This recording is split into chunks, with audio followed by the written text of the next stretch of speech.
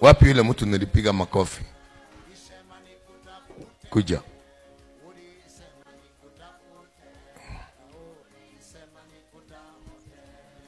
Simama hapa tu. Sasa huyu ndiye nilipiga kofi. Juzi ndio amenipigia simu akaniambia alikuwa amenipigia simu mbele Friday. Hata siku nyingine.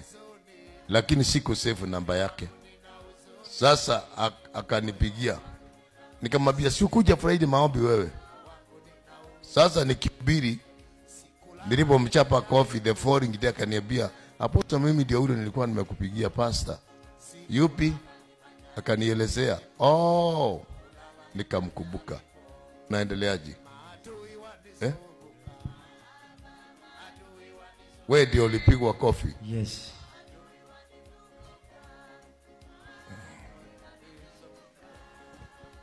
Uko tayari kupigwa ingine?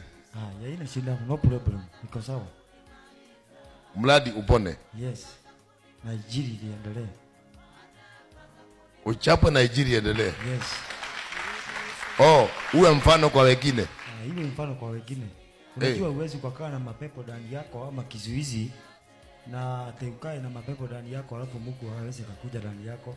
Hiyo makofi ni mzuri juu ya baraka ya kupenya kwa huduma. Sasa ulikuwa umeniambia shida yako ni nini? Shida yangu ilikuwa ninaota ndoto baya na nilikuwa nikifunga. Nikienda kwa mlima nafunga siku 3, siku 4, hata siku 7. Bado tu ile kitu inarudia. Gani hiyo? Kuota na spiritual wife. Spiritual wife. Yes. Lakini sasa ile Friday ile nyingine wacha hii ulikuwa umenipiga makofi. Kuna Friday nyingine ulinipiga makofi nikakuombea. Oh. Yes. Kuna ingine? Yes. Umenipiga makofi mara 2.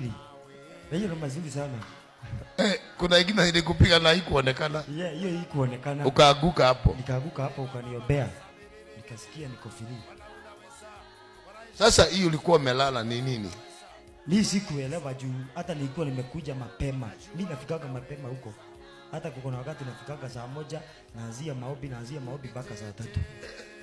Hata nilikuwa nimeomba nikaomba nikasikia kuna kitu inakuja. Sasa mimi nikaenda nikatulia.